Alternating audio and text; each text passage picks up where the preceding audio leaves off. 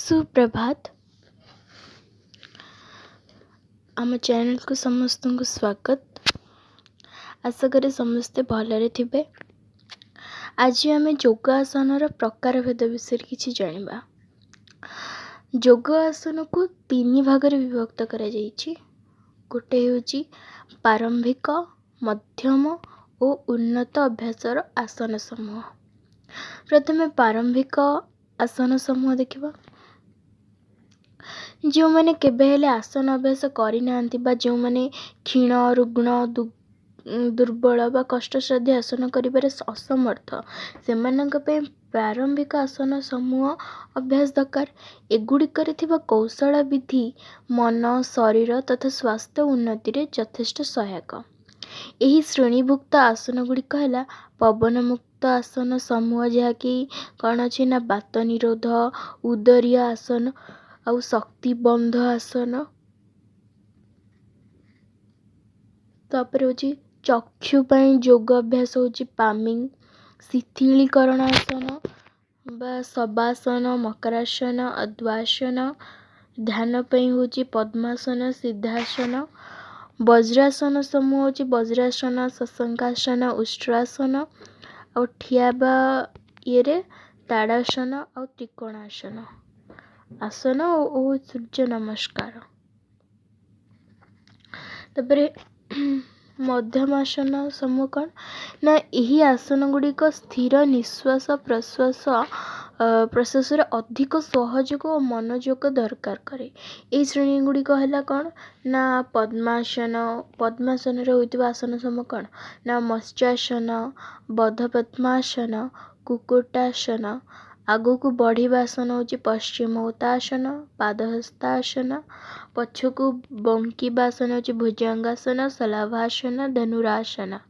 मेरुदंड मुड़ी हेबा आसन होची अर्ध मत्स्योन्द्रासन बा मेरु वक्रासन। उल्टासन होची सर्वांगासन, हलासन, शीर्षासन। और संतुलनासन होची एक पाद प्रणामासन और नटराजासन, ककाधानसन इत्यादि। तापर उन्नत अभ्यास आसन समूह किसी जानिबा।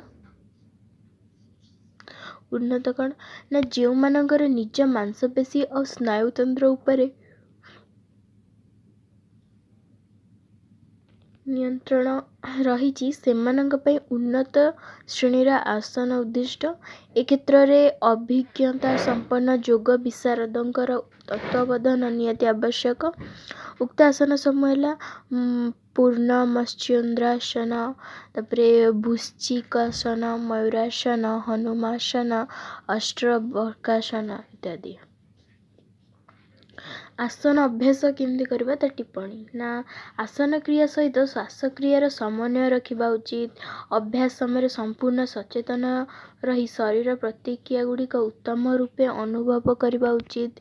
तापर शिथिलीकरण, प्रतिरूप आसन, अभ्यास समय, बयस सीमा, अभ्यास स्थान, पोशाक, स्नान और शौच, खाली पेट खाद्य। तापर बेनिफिट्स कौन आउ टेक्निक यूज माने कौशल भी कौन तादर अच्छी से गुड़ा भी देखा पड़ो। तेबे आज आसन स्टार्ट करबा। प्रथम होची शलभासन। शलभासन कौन ना पेट को तल को करी सोइबा, दुई हाथ को जंघ तले लगाइबा, प्रश्वास भर्ती करी दुई गोड़ को ऊपर को उठाइबा, आंठू पाखरु गोड़ मोड़ी हेब नहीं। थोड़ी भूमि ऊपर लगी रहिबा। 10 ରୁ 30 सेकेंड एही स्थिति रे रहिबा। तापर निश्वास धीरे धीरे छाड़ी पूर्व अवस्था को आसीबा। यार उपकर कौन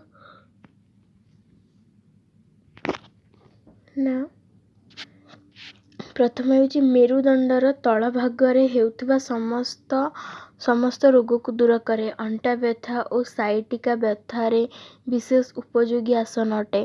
तापर होची ଆକର୍ଣ୍ଣ ଧନୁରାସନ। ଆକର୍ଣ୍ଣ ଧନୁରାସନ କ'ଣ ନା 2 ଗୋଡ଼ ଲମ୍ବାଇ ବସିବା, ଡାହାଣ ଗୋଡ଼କୁ ମୋଡ଼ି ବାମ ଗୋଡ଼ ଉପରେ ରଖିବା, ବାମ ହାତ ଦ୍ୱାରା ଡାହାଣ ଗୋଡ଼ର ବୃଦ୍ଧାଙ୍ଗୁଷ୍ଠି ତଥା ଡାହାଣ ହାତ ଦ୍ୱାରା ବାମ ପାଦର ବୃଦ୍ଧାଙ୍ଗୁଷ୍ଠିକୁ ଧରିବା, ପ୍ରଶ୍ୱାସ ଭର୍ତ୍ତି କରି ଡାହାଣ ପାଦକୁ ବାମ କାନ ପାଖକୁ ଆଣିବା।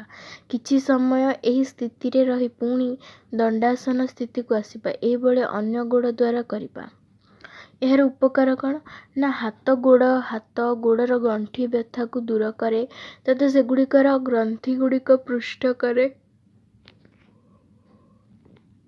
ବାତ ରୋଗ ଉପଶମ ପାଇଁ ଲାଭଦାୟକ ମଧ୍ୟ ହୋଇଥାଏ। ତାପରେ ତୃତୀୟରେ ହେଉଛି ତୋଳାଙ୍ଗୁଳାସନ। ତୋଳାଙ୍ଗୁଳାସନ କ'ଣ ନା ପଦ୍ମାସନରେ ବସି ପିଠିକୁ ପଛକୁ କରି ହାତ ଓ କହୁଣି ସାହାଯ୍ୟରେ ଶରୀର ଭାରକୁ ସନ୍ତୁଳିତ କରି ଗୋଡ଼କୁ ଭୂମିର ଉପରକୁ ଉଠାଇବା। ଏଇଟା ହେଉଛି ତୋଳାଙ୍ଗୁଳାସନ।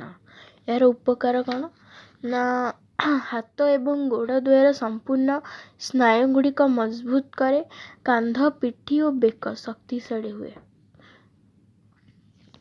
ତାପରେ ହେଉଛି ଉଜ୍ଜାୟୀ ପ୍ରାଣାୟାମ।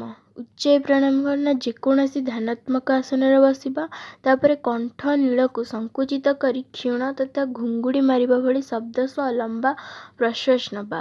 ଶ୍ୱାସ ଭିତରେ ରଖି ଚିବୁକକୁ ଛାତିରେ ଲଗାଇ ରଖିବା।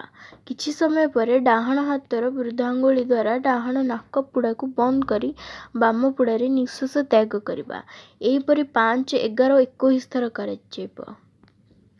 ଏହାର ଉପକାର କ'ଣ ନା ଏହାର ଉପକାର ହେଉଛି ଉଜ୍ଜାୟୀ ପ୍ରଶାନ୍ତକର ପ୍ରାଣାୟାମ ଶ୍ରେଣୀଭୁକ୍ତ। ଏହାର ନିୟମିତ ଅଭ୍ୟାସ ସ୍ନାୟୁତନ୍ତ୍ର ଓ ମନକୁ ଶାନ୍ତ ରଖେ। ଅନିଦ୍ରା, ଉଚ୍ଚ ରକ୍ତଚାପ, ହୃଦରୋଗ ଓ ଧାତୁ ସମସ୍ୟାକୁ ଉପକାର ମିଳେ। ଆଜି ଏତିକି ଆମେ ଶିଖିବା, ବେଶୀ ଏତିକି କହି ବିଦାୟ ନେଉଛି।